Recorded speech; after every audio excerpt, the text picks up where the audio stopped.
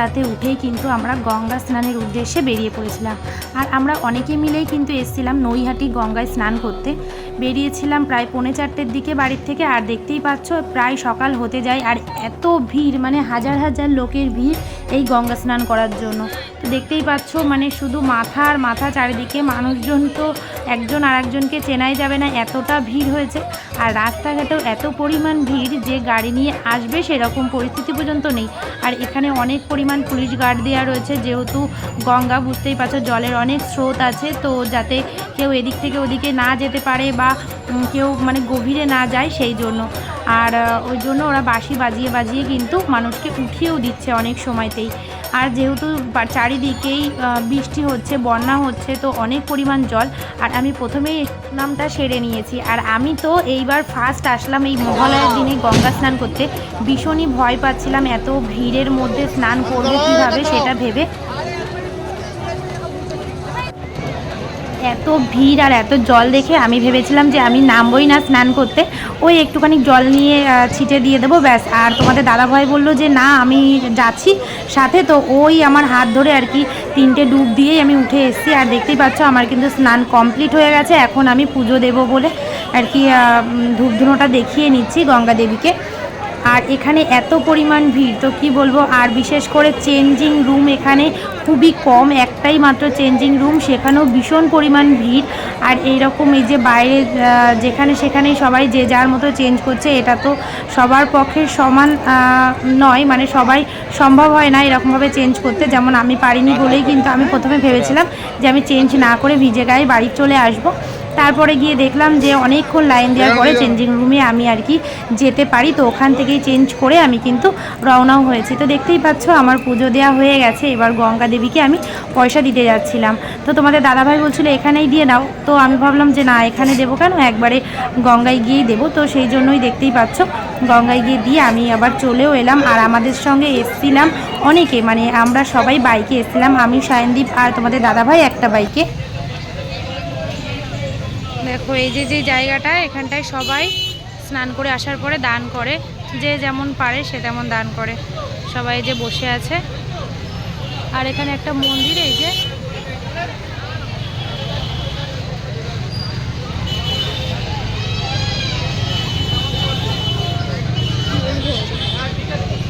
ওই কথা গেছে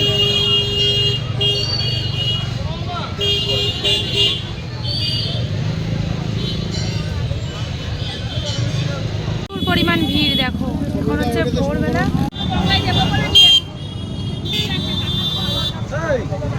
এটা হচ্ছে নৈহাটির রেল ব্রিজ। তো আমরা যখন ব্রিজের ওপর থেকে যাই সেই সময়ের ভিড়টা তোমাদের সাথে একটু শেয়ার করছি। দেখতেই পাচ্ছ সবাই স্নান করে ফিরে যাচ্ছে আর আমরা যাচ্ছি স্নান করতে। এখন বাজে 4:30 মতো। তো এই সময়ই লোকে স্নান করে রিটার্ন করছে, সেই সময় আমরা যাচ্ছি। তাহলে কি বিভৎস ভিড় ভাবতেই পারছো যে ব্রিজের উপরেও কিন্তু এত পরিমাণ ভিড়, মানে একদম বাচ্চা থেকে বুড়ো সবাই গেছে গঙ্গা স্নানে।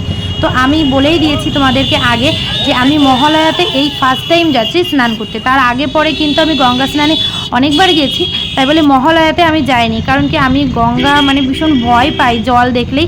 তো তোমাদের দাদাভাই প্রতিবার আসে, এমনকি সায়নদীপও এসছে, আমি সেভাবে আসিনি। তো এইবার আমার কি মনে হলো যে না আমিও একটু যাই, স্নান করে আসি গঙ্গা থেকে। তো সেই জন্যই কিন্তু আমি এসেছিলাম। আর এই দেখো ব্রিজ থেকে আমি ভিডিওটা নিচ্ছি, তো দেখতেই পাচ্ছ নিচ দিয়ে আর কি ট্রেনটা যাচ্ছে, বেশ সুন্দর লাগছিল, সেই জন্য তোমাদের সাথেও একটু শেয়ার করলাম। স্নান করাটা একটা পুণ্যের ব্যাপার, গঙ্গা স্নান করতে আসে মানুষ পুণ্য অর্জনের জন্য। তো সেই জন্যই হয়তো আজকের দিনে সবাই গেছে বা এত পরিমাণ ভিড় হয়েছে। তবে আমি চাকদা যে ঘাটটা আছে, তো ওই ঘাটে গিয়ে স্নান করেছি। ওখানে কিন্তু বাথরুম বা ওয়াশরুম বলো, চেঞ্জিং রুম বলো, তো সমস্তটাই কিন্তু অনেক ভালো ব্যবস্থা আছে। আর এখানে যে চেঞ্জিং রুমটা দেখলাম এই ঘাটটায়, তো এই ঘাটে চেঞ্জিং রুম খুবই কম, ভীষণই একটা সমস্যার ব্যাপার। আমার কাছে তো ভীষণই সমস্যা মনে হয়েছে। দেখো এই যে গঙ্গা থেকে স্নান করে আসার পরে সব চা খেতে দাঁড়িয়েছে। এখন তো পুরোপুরি ভোর, আর রাস্তাঘাটে তো পুরোপুরি দেখো কত গাড়ি, পুরো জ্যাম একদম রাস্তা। আর ওই যে আমাদের দাদাভাই, সায়নদীপ আর যেসব আরও যারা যারা এসেছিলেন আমাদের সঙ্গে, সবাই মিলে এই যে চা বিস্কুট খাচ্ছে।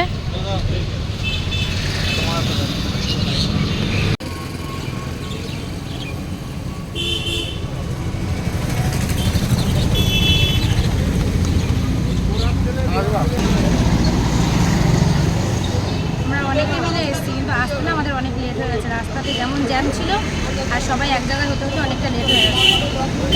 স্নান করে চলে এসেছি, 6টা বাজে, আর মেঘলা পুরো আকাশটা। চা নিয়ে খাচ্ছি, চার সায়নিকও রয়েছে সাথে, আর ওদিকে মেয়ে রয়েছে বাড়িতে ঘুমিয়ে। তারপরে বাড়িতে গিয়ে তোমাদের সাথে কথা বলবো, চলো দেখতে থাকো।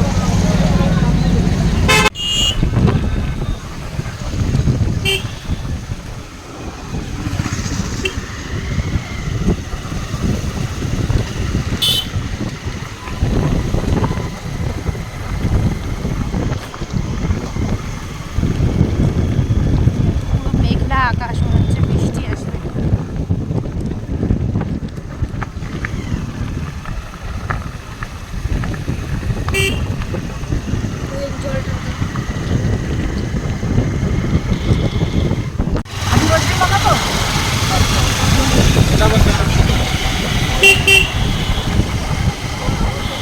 দেখো আমাদের টিম শ্যামলদা আর বিপ্লব, আমরা সব একসাথে গেছি। আমাদের দাদাভাই গাড়ি চালাচ্ছে, এদিকে সায়নদীপ বসে আছে।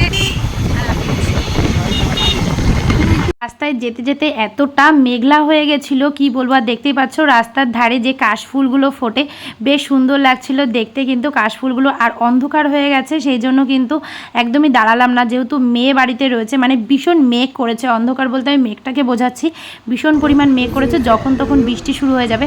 আর এখানে দেখো এই যে দুর্গাপুজোর যেই প্যান্ডেল, সেই প্যান্ডেলগুলো এখনও প্রস্তুত হচ্ছে।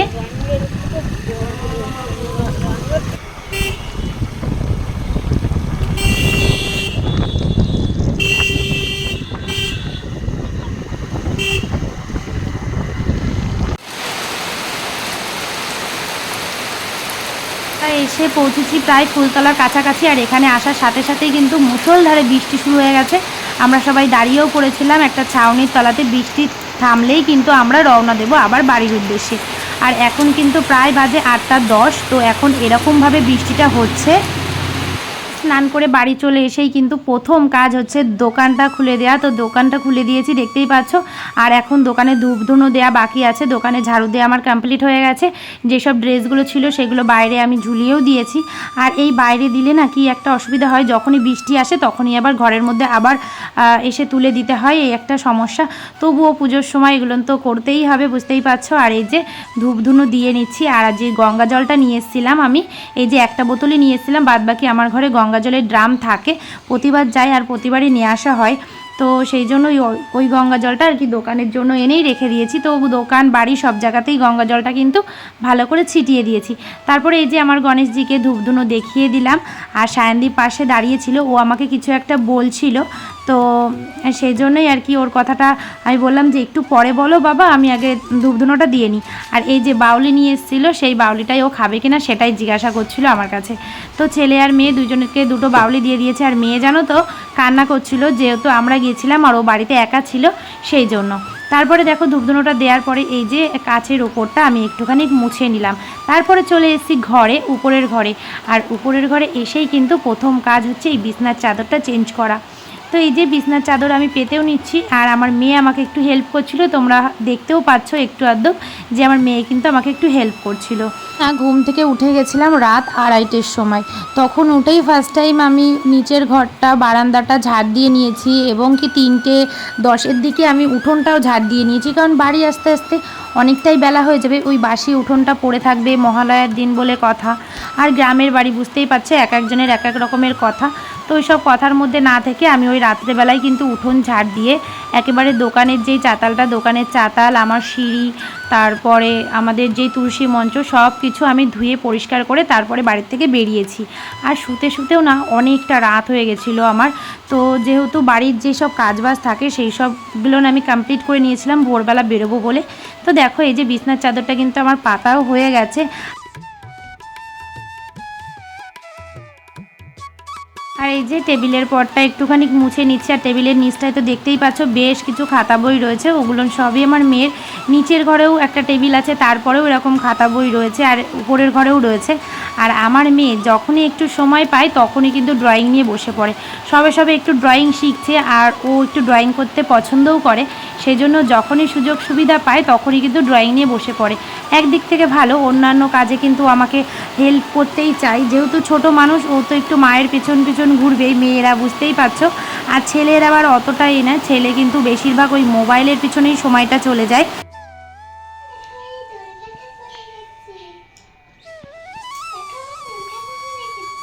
দেখো আমার মেয়ের হাতের কাজ দেখো, প্রথম ড্রয়িং শিখেছে। এই যে প্রথমে ও মা দুর্গা এঁকেছে, দেখো যেমন পেরেছে তেমনই এঁকেছে, অনেক সুন্দর হয়েছে।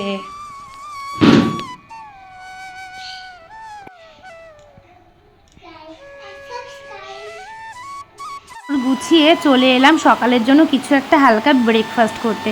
তো এখানে বানিয়ে নিয়েছিলাম ম্যাগি, আর ওদিকে তোমাদের দাদাভাই চলে গেছিলো দোকানে। আর সকাল বলতে এখন প্রায় 10টা বাজতে যায়।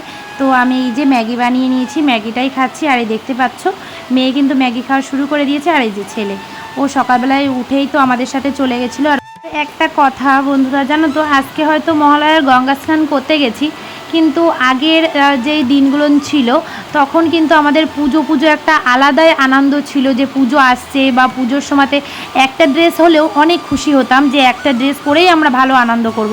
আর এখন একটা কেন, সেখানে 5টা ড্রেস হলেও সেই আনন্দটা আর নেই। তো এখন মহালয়াতে কোনো আনন্দ আছে না, তো পুজোতে কোনো সেই আনন্দ আছে। দেখো এখানে নিয়ে এসছে যে 2 আঁটি লাল শাক, এখানে আছে মাছ, তো মাছ নিয়ে এসছে। দেখো এই যে মাছ নিয়ে এসেছিলো, আর মাছটা কিন্তু আমি ধুয়ে পরিষ্কার করে নিয়ে চলে এসেছি।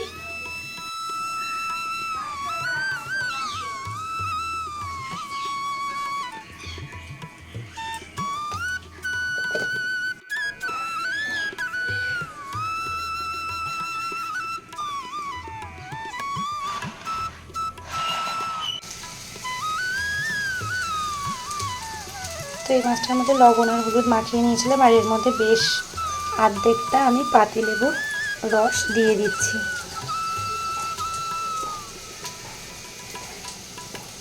পাতিলেবুর রস এই কারণেই দিলাম কারণ মাছটা আজকে আমি কাঁচাই রান্না করব।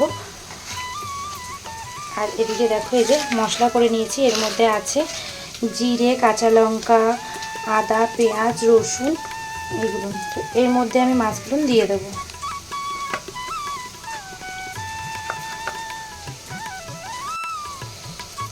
মাছটার মধ্যে আমি দিয়ে দিয়েছি, এবার এর মধ্যে আমি দিয়ে দেবো পরিমাণ মতো লবণ, হলুদ।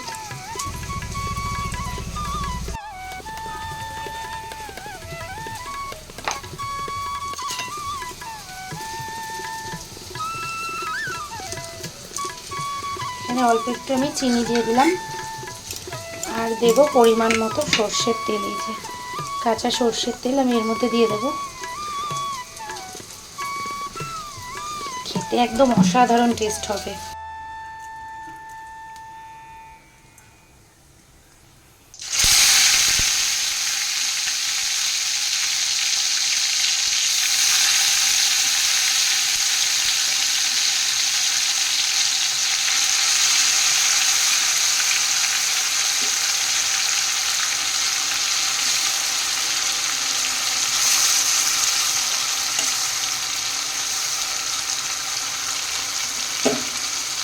মশলার সাথে মাছটা মাখিয়ে কিন্তু আমি যে তেলের পরে দিয়ে দিলাম, আর মাছটা কিন্তু ভাজবো না, ওই এপিট ওপিট করে নিলাম তেলের উপরে। তারপরে এরপরে যেই মশলাটা করেছিলাম এর সাথে মাখিয়েছিলাম, সেই মশলাটাই কিন্তু ঢেলে দেবো। আর যতক্ষণ না হয় ততক্ষণ কিন্তু এটা ভাপিয়ে নেব। মানে আজকে হচ্ছে রুই ভাপা বানাচ্ছি। আর এই রেসিপিটা কে কে খেয়েছো জানি না, আমি অনেকবারই করেছি, খুব ভালো লাগে খেতে, এবং আমার ছেলে মেয়ে সবাই ভীষণ পছন্দ করে এই রেসিপিটা খেতে। তো সেই জন্যই আজকে কি মনে হলো যে আজকে এই রেসিপিটাই বানাই, তো সেই জন্যই কিন্তু এটা আমি বানিয়ে নিচ্ছি।